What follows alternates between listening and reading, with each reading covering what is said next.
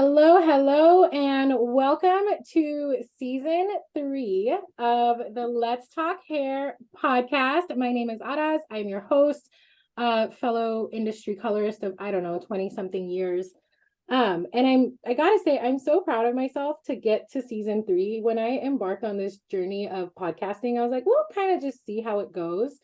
And to have 2 complete episodes every week for over a year has been like, wow, I didn't think I could do it. And I did it and I love it. And I'm just very proud of myself. So I wanted to take a second of acknowledgement because we don't do that enough, I think, because there's this fear of like, I need to be humble, and I'm being humble, but I'm proud of myself. And to look at the stats and have, I think we're over 40,000 downloads at this point, blows my fucking mind. So if this is your first time here, welcome. If you're a regular Comey, welcome back. I'm very excited for season 3 and even more excited with this first episode. So if you're watching on YouTube, you will likely see that I have a beautiful guest. But if you are listening, you're in for a treat. So I was fortunate enough to connect with somebody who I have looked up to in this industry for a really long time. I remember I started following her before the name change. What was the name? Am I interjecting now? Oh, yeah, Okay. go ahead. Okay. I was like, oh, I want to talk. Vivid Artistic Hair Design. It was, Yes. yeah. Yes, and she did all these wild vivids, and she was kind of like the OG of independent education. I remember thinking like, oh my God, I want to be like her. And the fact that we're friends and I love her and she's on the podcast, and it is such a fucking treat to have you. So without any further ado, I have Rebecca Taylor on the podcast. Hey, Yes. hello. I love you. I love you. I'm so happy that you're here. I'm so fucking geeked out. Me Uh, too. no, you don't even understand. Like we met in person. It's Sarai's. Nice class, but it felt like we had met before, which was really weird because we instantly connected. It was very strange. Yeah. She's like, you're gonna be my buddy today. I'm like, hell yeah, I'm gonna be your buddy. And like, it's wild. It's wild for me. I'm just gonna go off on a tangent real quick. Like the people that I've met just in the past 3 months and the connections, it trips me. It trips me out because I was talking to Sarai about it, and she's like, "This is what soul family is like," and I'm like, "Oh, I fucking love it, and I'm here for it." So, all right. Can I So for those say of you, real quick? I know you're gonna before I will forget it unless I say it now. wait, Talking about soul family and people immediately connecting. I think we're all like me, you, Sarai, Dawn, all the people that are in that family have gone through and are going through this new phase of like taking care of ourselves and being actually soulful. So had we met years ago, I don't know if the connection would be this profound. And I just think we're on similar paths, right? oh my God, I have goosebumps literally from my head to my toes. And it's wild because I did an Instagram live with Dawn yesterday, and that was the first time we actually connected. Because in Utah, we were like, I was in my shit. We didn't I get to. love her Oh, I fucking so fell in much. love with. I Yeah. literally fell in love with her yesterday. I've never said I love you to somebody so quickly. Um, and so throughout that whole conversation, I kept getting goosebumps, and it's just like universe just consistently validating like what you just said, right? And you're right. I think had I met you 10 years ago, it wouldn't have been like this. So this soulful journey um is so beautiful because it does bring these wild connections that are so grounded. I don't know. It's different. So anywho, all right. So tangent back to podcast. Rebecca, if you can just tell me all about yourself and tell everybody who's listening like your history, how you got into education, the boss ass bitch that you are, the humble fucking goddess that you are. Just tell us a little bit about you and your journey. Thank you. First of all, thank you. I have worked so actively hard on receiving compliments and not telling you how you're wrong or whatever, minimizing it. So thank you. And I'm getting better at it, which is good, which tells me I'm working really hard on my like self-worth shit. So anyhow, I feel like a burp is about to happen. So Let it come out. It's okay. you know what? You on YouTube might see it in my face. You guys who are hearing it are going to just for real hear it because the audio is probably snatched. But anyway, I've been doing hair for, oh gosh, 20 years. If we're talking about my journey, I'm sure that's the common thread here. I'll just talk about how I started in the end. Is that what you're wanting to hear? Because Yeah, whatever you want to share. Just because if people don't know your story, I mean, I feel like everybody does, but there's so many people in and out of the industry. So just your whole story. well, I'll keep it because we're already talking about this. We've already gone deep, I feel like. So I I'll go kind of, deep real quick. I know. That's why we're all connected the way we are. It's like people tend to flock to like people. But I will intertwine through certain parts that are a little deeper than just, like I don't know, like somebody else asking The me news you just work about for my or career. something. Exactly.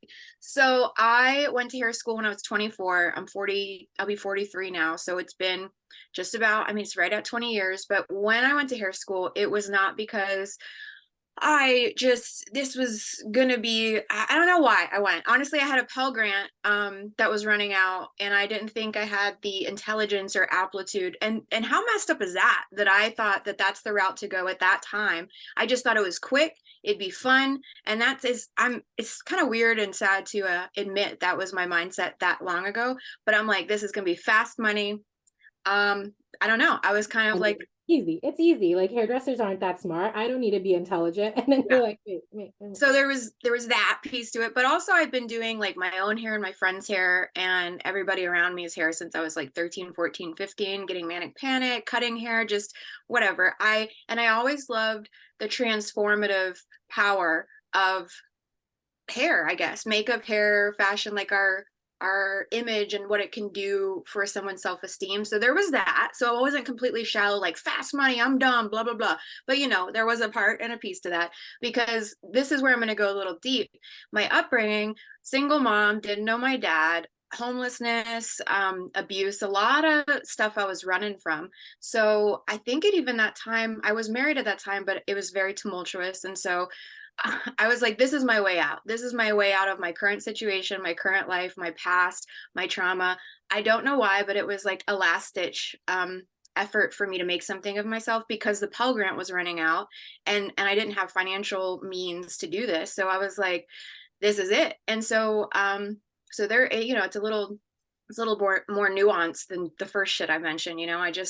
That was how I started my journey. When I actually started school, and we got the mannequin heads and we're getting into the curriculum, I'm like, oh my God, like it's not, I mean, this is hard. First of all, it is hard. It is not easy. I don't know what I thought. I think a lot of people, and unfortunately it's the outsiders from the industry, think that you don't Yeah. have to be intelligent, you don't have to do this, you don't have to do that. Just like you I play with got in, you every day. right? I got to do it. I'm like, Jesus Christ, this is really involved. Chemistry, biology, trichology. What the fuck? All the ologies. And I'm All so glad that's why you do what you do because you kind of are thrown to the wolves if you don't have like, yeah, sure, you have the curriculum, but if your instructor doesn't emphasize that you learn that, you're out of hair school green and not knowing shit. So it's so good that you offer that education. yeah. But I dove in. My instructors were like, why are you coming in early? Why are you bringing in models? Why are you doing this? Why are you doing that? I mean, I felt like my way out became something I was like driven as shit and I was really good at it. And I'm like, oh my God, first time in my life, a purpose. First time ever, a purpose. Yeah. It was pretty, oh, Oh, oh, a tear. I'm kidding. no, I I was, literally, I have goosebumps. Oh my God. yeah, it was pretty amazing. So then when I got out of hair school, I told myself like, and then the MySpace was happening. So it's like starting to put pictures of my hair, like looking for clients, like started marketing myself using MySpace when people were using it for not that, but I was like, I see. And like pictures of their dog, and you're over there trying to find models. And then you Yeah. create a group too, right? Have Oh yeah, that was after. That was like, I think, God, I don't even know, like 10, 12 years old Hef is now, more than that maybe.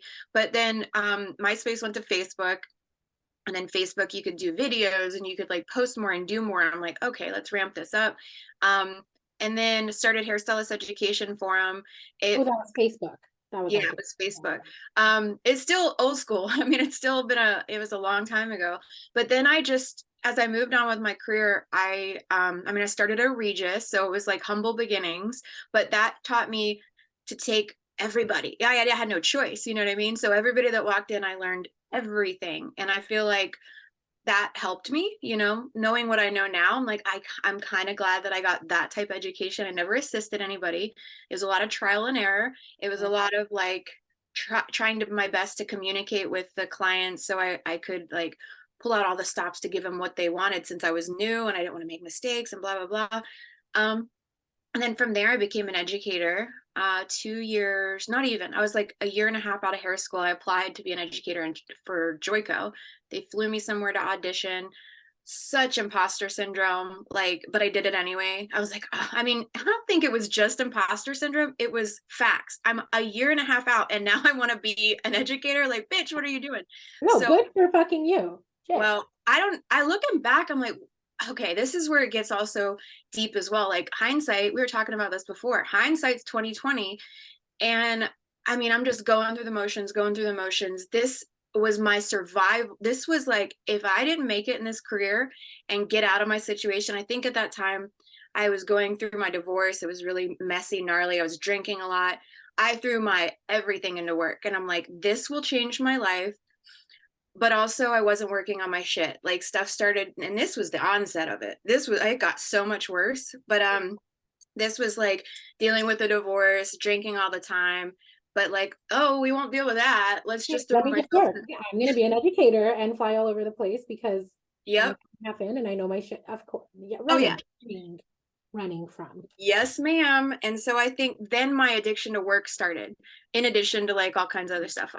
It was, yeah, hindsight's 2020. But then I kept going, seeing success, getting validation. Social media became larger, Instagram, validation, followers, love from other people, but not myself. Still not working on trauma, success, validation, success. I'm like, oh my fucking God, it was what I wanted with this career, but still I never worked on myself. Like, At that point, you don't need to work on your traumas. You're like, everybody loves me. I'm making bank. I'm traveling. My life is fucking good. Who cares yeah, about the abuse? That does not faze me. that is exactly what I was doing. I was like, this is all I've ever wanted. Love from somebody, a bunch of somebodies. Just it was all external, all of it. And meanwhile, got into another relationship, was abusive, was left and right getting arrested for domestic violence. Nobody knew this shit. No one knew this other side of me. I'm just being very vulnerable with all this. Some of this shit I don't even know if I've mentioned, but like stuffing down the abuse that was currently happening more.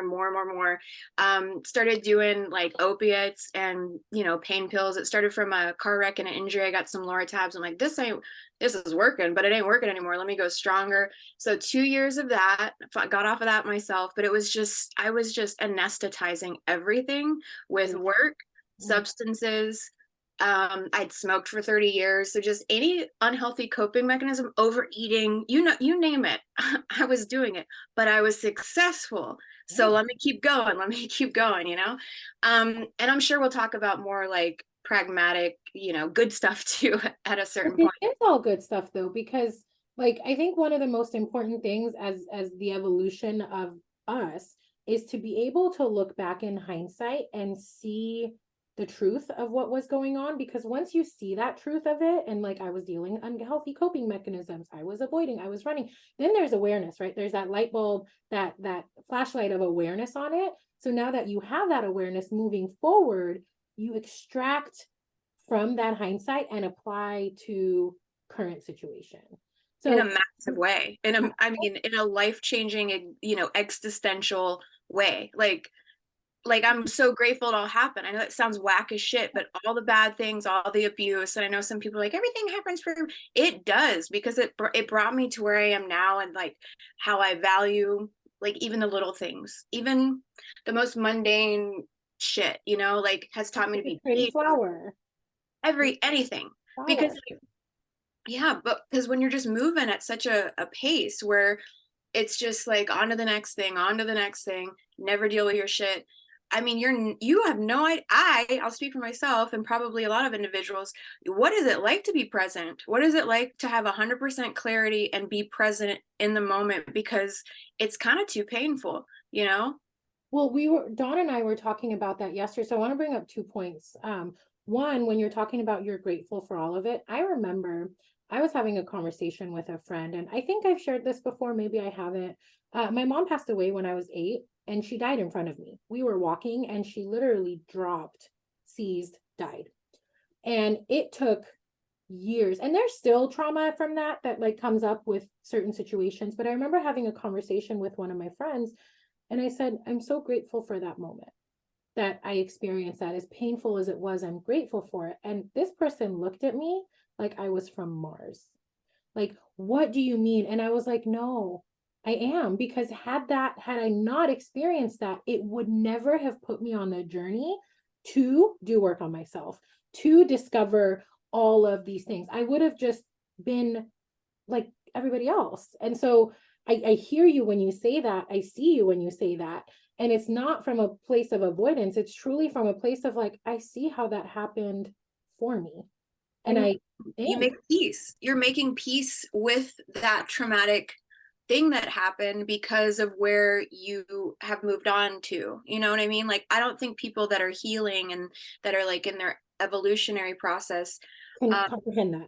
yeah, no, I think you're resentful, you're in victim mode, you're Bitter. like, yeah, why did life happen to me this way? Why did it have to be that way? So if you can look back and be like, I'm grateful for the experience, as gnarly as it was, because of where I am now, I think that's like in a really evolved state of like moving through life and moving through trauma, Yeah. honestly. So when you said that, I was like, dude, but I remember somebody looking at me like I was batshit crazy. And I was like, I hope one day you can understand what I'm saying.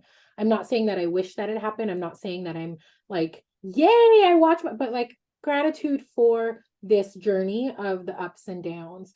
And then the other thing I wanted to bring up is talking about being present. Dawn and I were talking about that yesterday, how difficult it is to be able to be present in the moment, especially if we're control freaks, or if we have the box of everything I know, and being present, you don't know what's going to happen. But I think the value, or the important thing, if practicing presence, really comes down to surrendering to the moment and trusting that you can handle, I'm secure in myself, I'm safe with myself, that I can handle whatever comes up Yeah. in that moment. That's the only way, I think, to be able to truly surrender, is I have to trust myself to handle. Because if not, then I'm going to go to past and project on the moment, or I'm going to go to future and forecast anxiety, and all of that. I'm not here now.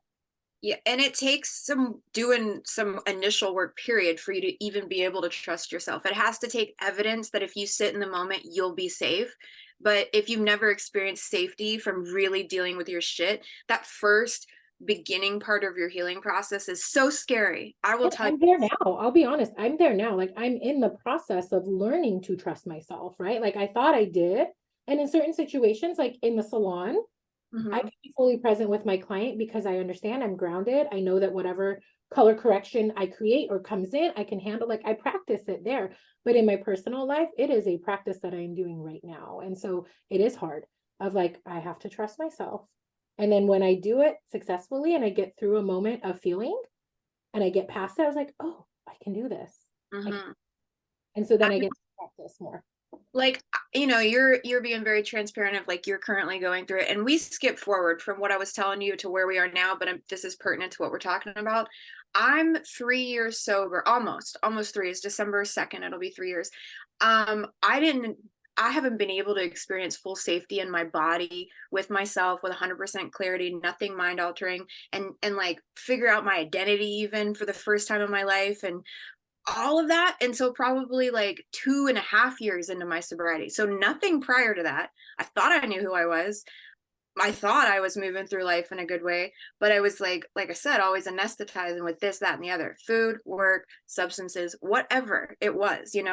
And then, not for me, this is my own experience, but I fully, and I'm talking a whole 2+ years of sobriety, even before I was like, okay, I'm good in my own skin. I'm good with whatever happens. I'm good. Like, I don't know, like it's been pretty profound the last 6 months, but it takes what it takes, and sometimes it takes a long damn time. I don't know why I thought just getting sober would be this miraculous.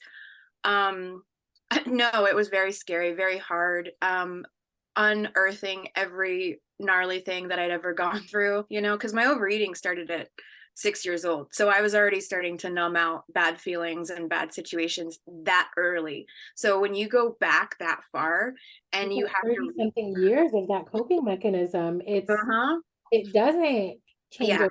But like getting sober is the catalyst. Oh, well, no. I'll tell you what the catalyst was before that. It was like a series of them. It was hitting an emotional, mental rock bottom, and that was during the pandemic when work got taken away. That was one of my biggest. Because you had just opened a salon. Oh yeah, put a lot of money, several hundred thousands. Well, that's a lot. $200,000 savings, no investors, no credit, just from savings. And every month we were open, it was the end of 2019. So if that tells you, it wasn't very long. So it was every month that we were open, which 7 months of lockdown where we couldn't be open, it was about $10,000 to $12,000 more gone, more gone. And I'm losing it. I'm emotionally losing it. I had taken Xanax for my anxiety, which had reached an all-time high. But then it was obviously, I mean, if it's going to end me up in treatment, it was obviously not as prescribed. So I was taking started with like 2 bars a day, 3, 4, showing up, doing what I'm doing online, thinking I'm totally fine. But I go back and look at pictures and videos. I look like an emaciated shell of a human. My eyes were just dead and gone. But that's a drug that will quickly get out of control. I mean, it does for a lot of people. I've read books, I've talked to doctors, and it really just depletes you mentally and physically. So still, That's what it's supposed to do. It anesthetizes you. yeah, I mean, even, yeah, as prescribed, but if Right, you, and I'll go over the edge. Yeah. yeah, and then so I knew, like, I was having people tell me like, we're concerned, and I am such a control freak that not many people told me that. I had 2 close people in my life that weren't scared that they'd get my wrath, because I'm like, who the fuck are you telling me that I need to do? And it wasn't like an intervention or anything. It was my partner and it was my best friend. They're like, I'm a little concerned. It took 2 days after that for me to, I don't even remember, researching a treatment center, but I researched one thinking it was just going to be 30 days of doing some yoga. I don't know what I thought, but I also knew that I was physically dependent on this medication now, because uh, anytime I tried to reduce how much I was taking or stop, like one time I had a seizure in my closet. Like, it was scary. And apparently, I mean, I know now what I know. You can't just stop that drug cold turkey. So yeah, so I'll get to the point real quick. So my catalyst wasn't, well, I don't even remember what the first thing, getting sober. I didn't even know that's what I was doing. I honestly went to treatment to think, let me get off of this. I'll just go right back to my life of like, if I want to drink, I'll get a drink. If I want to smoke some weed, I'll smoke some weed. But when I went there, I learned substances have always been an issue for me, and it's the underlying cause that makes you want to anesthetize. It's the root, the trauma, it is the eating, it is the smoking, it is the drinking, it is the drugs. So I can't, like, I couldn't do any drug is what I realized. I couldn't do any of it. So then I didn't even know I was going to get sober in the way that I did now. And so that was a catalyst to that. And then my life's totally changed because of therapy and dealing with my underlying issues. Told you I'd get to the point. It was a long one, but I get to the point. Oh, that was, yeah. It's deep, it's heavy. People are like, aren't we learning about like chemistry, or what the fuck is this Yeah, about? no. There's a different theme with the podcast. And while I will still continue to share science and chemistry and all of the things, my goal is to be a holistically Yes, I love it. wealthy person. So wealthy with knowledge, wealthy with experience, wealthy in finances.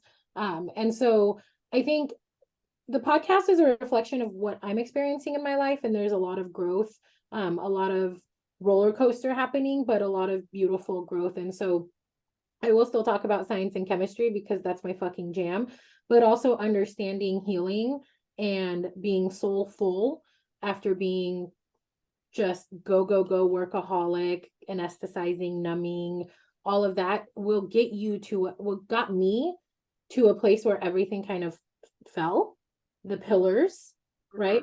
What I thought were my structure crumbled. And I was left to really just kind of assess what the fuck. And so meeting and connecting with people and having these kinds of conversations benefit me. And if a podcast is a reflection of what I'm experiencing, then that means whoever is listening, this is going to benefit you. And so if it doesn't, it's okay. Come back next week and maybe we'll talk about something else. But this is something that I'm passionate about. And it all ties in because success isn't just like Rebecca was saying earlier. It's not just the Instagram fame or the money that you make or the clout that you have or the shows that you teach or whatever. It's you being good. You got to be good in order to sustain and surpass what you think success looks like. Because maybe there was a time, and I don't know, correct me if I'm wrong, I'm just guessing here. Maybe there was a time that you were making stupid amounts of money, but you weren't happy. And Oh, then now maybe it's you're so happy and maybe the money's not there, but you'll take this happiness and groundedness over the money, but being like hating yourself, right? Like those are you're 100%. You couldn't be more spot on. Before you even said that, I was going to, because what you were talking about, say exactly that.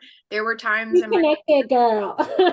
stay connected, but like there, I mean, I was making so much money, like stupid money, and traveling all the time. Like I think one year I went to 16 countries in a year, just like bananas, but like had never been more mentally just, it was filling this like void that was bottomless.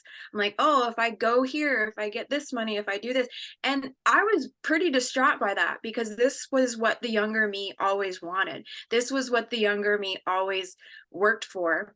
But the younger me, and as I came up, never took care of myself and stuff that happened before. And like I said, the new stuff that I was piling on. So sure, I was hustling, fully subscribed to the hustle culture, had my entire career, but I was so just like broken and empty, and none of it mattered. None of it mattered. And so, and you're right now I don't make near what I did, and I'm fine with that. And I've had to sit through periods of just complete transition, like letting go and grieving the loss of that identity and that life and that career, and sitting in the shit and rebuilding my self-worth from the inside instead of outside, and knowing it's not about money, it's not about somebody else's validation or opinion, it's not followers, it's not where I'm going, how I'm moving and shaking, what, you know, fucking bill I'm on saying I'm an educator. None of that shit matters. And so since I sat in a period of that, and I also did not work with any brands for like 2 years, had opportunities, but I'm like, no. So that meant, you know, not as much money built. Consistent. Like when you work with a brand, you're getting a paycheck, you're Oh, getting 100%. consistent Yeah. money, so it's guaranteed. And you Yeah. remove that, it's all on you. It's literally all on you. Yeah, I mean that's how I started, and that's how a lot of people do and start and are now. But it was very humbling. It was a complete ego death. It was incredibly humbling. But like that's what I'm saying, like learning to appreciate the small things, maybe for the first time ever. So now that I'm primed to start my career like back in a new way, and I've been doing that, like working with brands, educating, coaching, and I've been doing all that for the last like year. Not the brand thing. That's just something that's on the horizon, but it's so cool now that I have the foundation of like being able to take it slow and care for myself. And we were talking about this early, like daily practices for my mental health and self-care. And it's not like I thought before, taking a bath, getting my pedicure. That's cool, but it ain't. It's fucking some Right, inside. it's the digging. Mm-hmm. Digging. It's yes, the bath, amazing. Put on some relaxing music, light some incense, that's great. But it's the digging, it's the awareness, it's the shadow work, it's the acknowledging. Like I started this episode saying I'm proud of myself. Never, ever, ever do I ever fucking say that. My internal voice is always like, you're a piece of shit. Like you could do more, you could do better. It's that bottomless pit, right? And so doing the work of just like, hold on, let me just acknowledge that I have made progress, that I am proud of myself. That's the work. It's the journaling. It's the why did I have that reaction? It's the like, can we talk about the guilt that, you know, when you were at that moment where I've experienced too, where I'm making more money than I've ever made, but I like, and younger me is like, oh my God, you're living the dream, but I feel bottomless. It's Mm-hmm. it's insatiable, Mm-hmm. insatiable. The guilt that comes with that, because it's like I should be so happy, like I'm living my dream, but I'm still not satisfied, right? And the reason I'm still not satisfied is because there's little me that still needs some work. There was little you, abused you, homeless you, all of those pieces that needed love. And so I think now what I see, and like I said, and just following your journey and getting to know you more in the last couple months, like you had the fame and success, but the not happiness. you have the happiness, you have the fame and success, and now it's like all of that is going to come together, and what that's going to look like for you, oh my God, it's going to be like your old stuff that's going to shit on that, right? Because you're coming.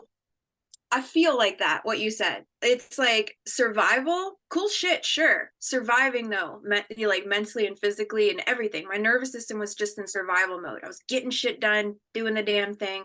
Survival versus now, I'm gonna be some thriving ass bitch fucking energy. Like it's gonna be so like it's already happening. It And it's is already happening. Like you see it in your face, you see it in your eyes. I feel it in when you speak and being around you. It's just this space that I feel for you, from you, of just pure love and contribution. hmm. That's Thank how I Do you feel. know how many journal entries and oracle card pulls and everything has to do, whew, I'm gonna cry, with just like leading with love versus fear? That's changed my whole fucking outlook. Like with work, with the people I interact with the relationships, with myself, first with myself, like love, whatever's gonna happen, whatever, versus fearing. Like, it's huge. Like, it's huge. So It's for you to say love is like what I'm emanating, it's like all the fucking work is paying off. I'm crying. for validation. It's, and not even validation in a Yeah. superficial level, but it's confirmation, because Yeah. what you're putting out, I received. You've never shared that with me, but I feel it from you. I see in how you've interacted with people, and people who are of your stature. And I know people don't like to hear that, but like, you have made a name for yourself in this industry. I'm not going to discount and I'm not going to discredit that, right? And so there are other people who have a similar, in that space, who do not operate from love, who operate from better than. And I watch you, I see you, you're interacting, you're communicating, you care. It's not the Rebecca Taylor show, it's the Let Me Serve show. And it's beautiful to witness, because that's my goal, right? Like, the reason I got into education was because I had been in classes, in workshops, in events where whoever was on stage was so much better than, and it wasn't even my projection. I saw it. The You know person, that if you're around that presence and that energy, you feel it. You can't help but to. like, I was working with somebody, they had 3 models for this show. I was assisting, they had 3 models, didn't care to learn the models' names. There's Hmm. only 3 girls. Russian, come here. Like, just, What? oh my God. And I was like, where is the humanity here? Like, you can learn this person's fucking name. You are not better than. And so, like, that just affirmed when I got into education, that it is all about contribution, to take, and that's my motto, right? I take my learnings and share them, everything that I have learned, to share, and what resonates resonates, what doesn't. But I love what you said, leading from a place of love versus fear. So my goal has always been to lead from love, but it was never like, you just gave me a light bulb moment. I didn't finish the sentence, Hmm. right? Like, my goal was, I choose love, but over what? And so identifying that it's love over fear. Like, It's there's, one or the other. It's one or the other with anything. It's like the fear. identify what the other is Yeah. like, that was an aha moment for me, because like, with what there's some personal stuff going on. I don't want to put my business out there, but in this situation, I have spoken and said, I will choose love. I will choose love. I will choose love. I will choose love. And I didn't identify what I was choosing love over. And I was choosing love over resentment, love over, I just realized that now. And so it just put so much into perspective, because I say I choose love, but I have to remember that I'm choosing it over resentment. So now when resentment comes up and I identify that, oh, I'm feeling resentment, it's my trigger to choose love, instead of blindly, I choose love. Hmm. Like, so that, thank you for that, because that just gave me huge awareness. And then I will take what you shared and apply it for myself to choose love over fear, because I live in a constant state of fear. Like, it is so rampant, and it has been rampant, and all of the successes, everything that I've achieved in my life has been out of fear and lack, and not surrender and love. So like that's where I'm at right now, just being fully transparent. God damn it, you create the space of transparency and vulnerability, Rebecca. You come to and you're like, what did I just say? But that's okay, because I feel like I'm in a safe space too, and your listeners. And I mean, at this point, there's very little that I haven't put out there about my journey in my life. And especially just now on your podcast, I think I added some shit that I've never told anybody before. But I mean, I think that's the love over fear. Me sharing any of this is, I feel like I don't as the connection, which is love, over like what are people gonna think? What would anybody possibly think could they do to me if I've shared something vulnerable? At this point, I'm not in fear of that. I know what I want to say, and the things I want to do are based on love and come from a place of connectivity and love. Like, so whatever. I'm an open book at this point. I'm a fucking book. It's like Brene Brown's whole motto in I her love book, her. Daring Greatly and Vulnerability, and The Man in the Arena, that Roosevelt quote. Like, it's so true. So if I and you and whoever shares the authenticity and the vulnerability and the rawness and the humanness versus, what educators were in the past of just like, I got my shit together, like that didn't work. That didn't change the industry in a positive direction. And so if there's judgment from anybody for my authenticity, my vulnerability, my willingness to share all of my shit, like I'm not going to just share all my good, because that's not going to serve anybody. It's only going to fuel my ego, which is not going to help me. Right. And so if there's any judgment, then fuck off, like go somewhere else, go to the people who want that. I don't want that. And it is a safe space always. And yeah, that's the, oh God, that vulnerability. It's so scary to be vulnerable Yeah. because of that fear of judgment, but it's really like, I think she's onto something, Brene Brown. Like it's the key. She's been onto something. I'm going back 10 years ago and reading her book, The Gift of Imperfections. It's my new Bible now, along with two other ones. I'll send you this author named Panache Desai. Like, You Are Enough is one book, and then talking about your soul's purpose, which is fucking amazing. But Brene Brown is, I mean, her studies and vulnerability and like shame, like perfectionism. I've labeled myself a perfectionist forever.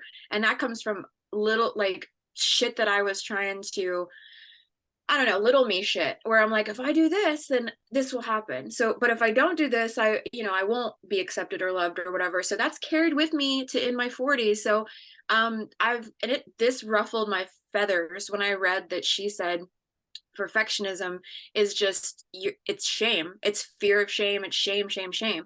And so I was like, oh God, that resonates. A reel that went viral recently when she was talking about that. And I was like, it is all based in shame. All of it, which is fear. It's all, you know what I mean? All So in the same little bubble. it really is. And it all comes down to self-worth. That's the root of all of these things. If you think of all these little spider legs off of it, it's how, like, do you love yourself at your core? How do you talk to yourself? Do you love yourself? Like, what's your self-worth like? And then that shit won't be an issue. All the stuff that comes off it, like shame, perfectionism, fear, guilt, resentment, all of that is because there's an issue with your underlying worth for yourself and your love for yourself. So I've been doubling down, listening to every fucking book I can think of, pausing when I need to, because I'm like, my brain sometimes just hurts. I'm like, let's talk Sometimes you about need another to feeling.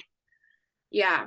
let it also, like there was a day a couple months ago where I pulled cards every hour. I was Wow. literally shuffling and pulling and shuffling and pulling, and there was something in my head that was like, bitch, stop. Let it fucking resonate, because I was avoiding. It was avoidance at its finest. I'm like, no, I need a message. I need it because I thought I was losing my shit. And then it's like, no, I also need to take that space to let it do its thing. Let my subconscious marinate in what I just listened to, what I just read. Let me like journal on it. So now I'll pull a card and I journal on the card, and that's it. It's for the day. That's it.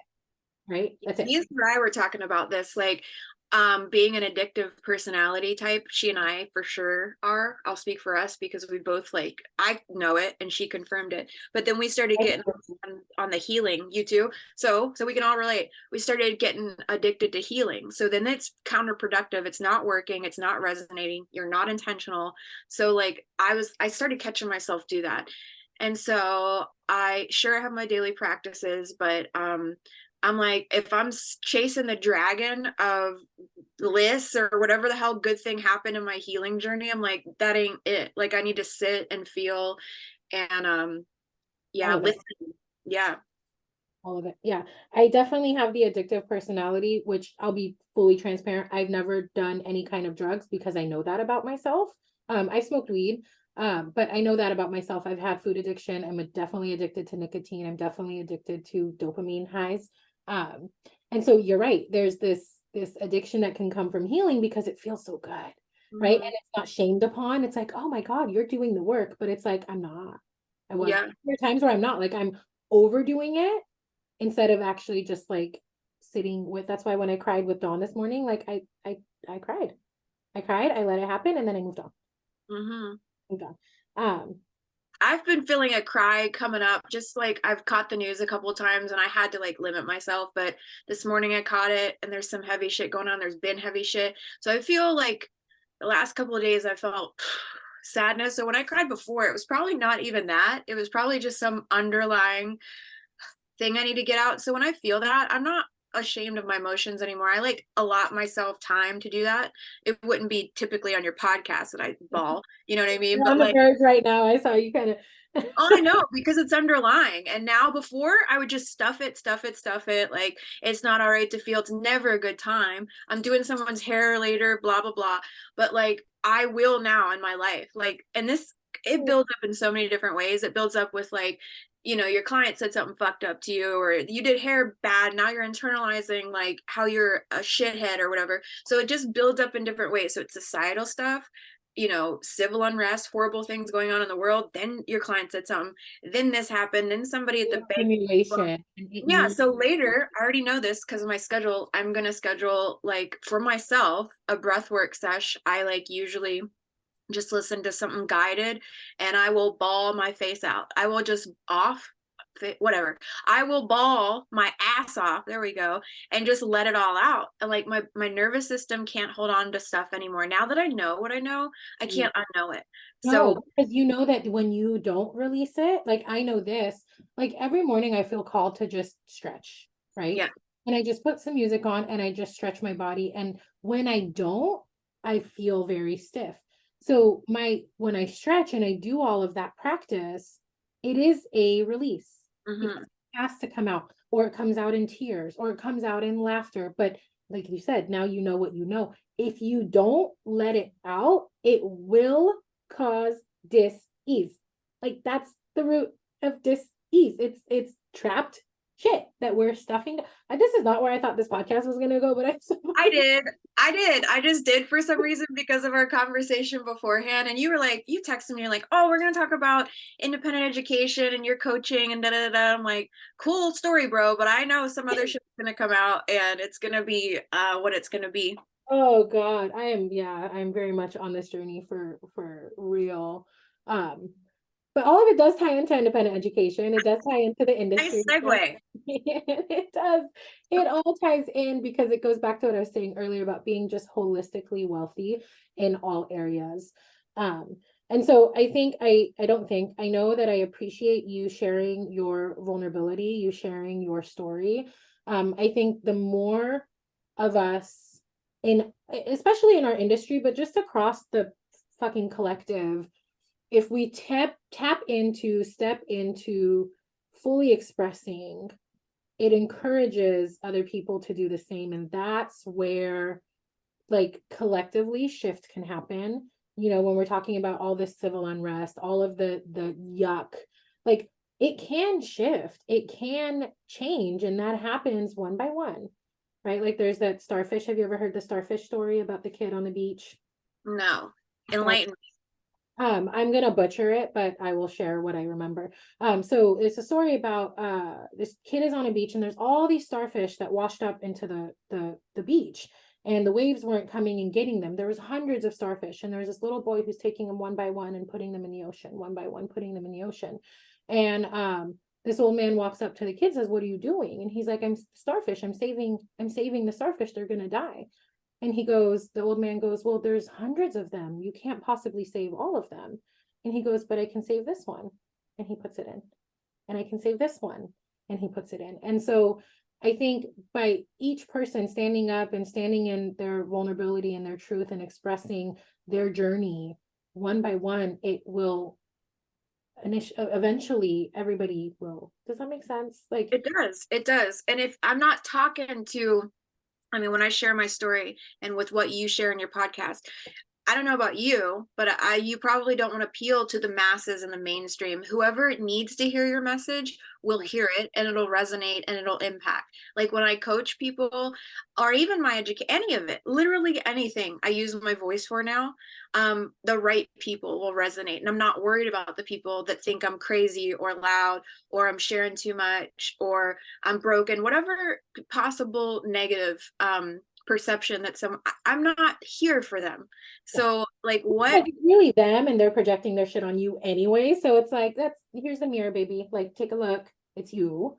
But yeah, you're right. It is I always say your people will find you, my people will find me. So just to like end this, even though I wanted to, maybe we'll do a part 2 on independent Done? education. Oh my God. How that was quick.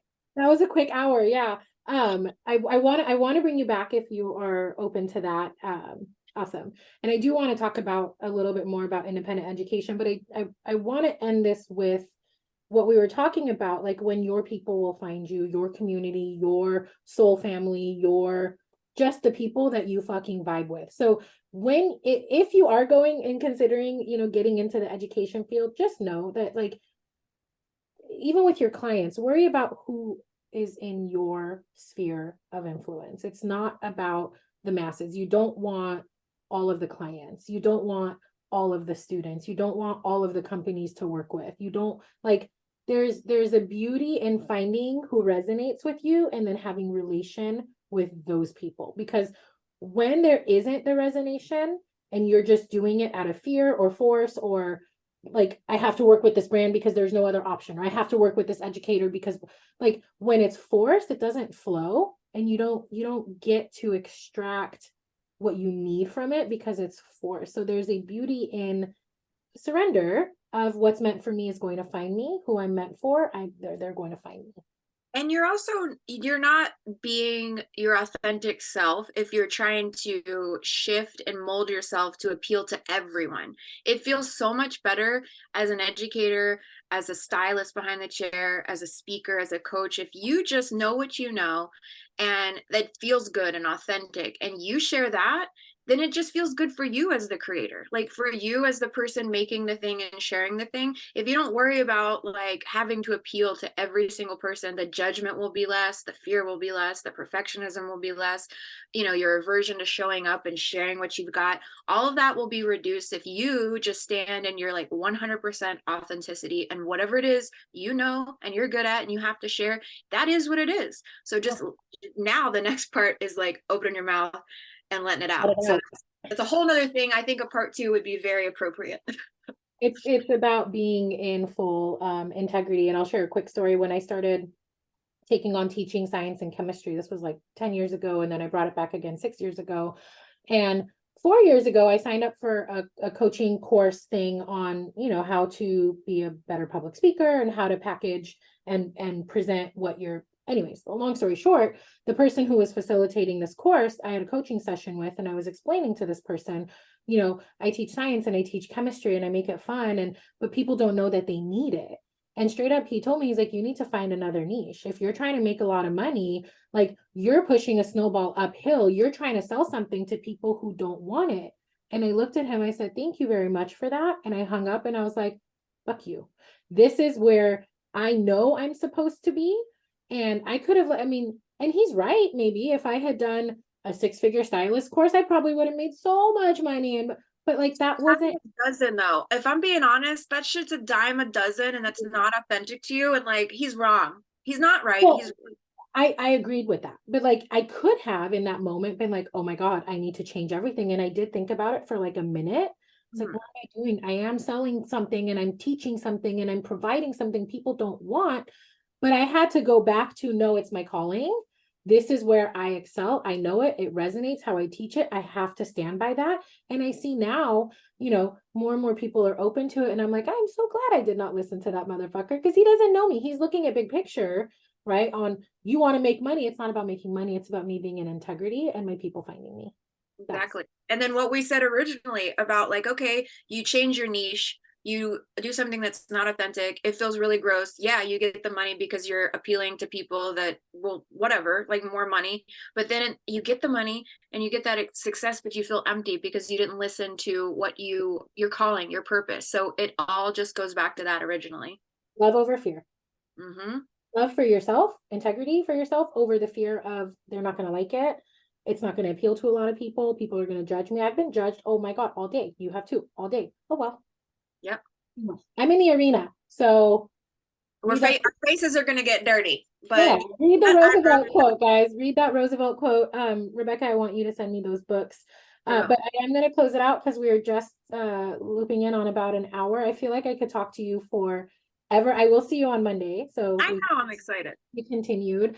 I want to take just a second to acknowledge and just give you appreciation and love for taking the time out, not only to come onto this podcast, but to really contribute to this industry. You've given and given when you didn't have anything to give. And like I said, I've seen all of the past, I don't know, 12 years. And even when you were bottomless, and even when you still operated in love, like that's how it was received. It didn't seem like it, I'm sorry. I didn't perceive it as ego in any way. Like I always saw you as somebody who cared and who was compassionate and who was really incredibly talented. And so it's interesting because, there's two roads that you could hit right now, right? After being in this industry for so long, you could crash and burn, or you could elevate. And it's just so exciting to see that you are elevating. And I cannot wait to see what you're going to create from this space, because from that empty bottomless space, what you created was pretty fucking cool, like as an observer.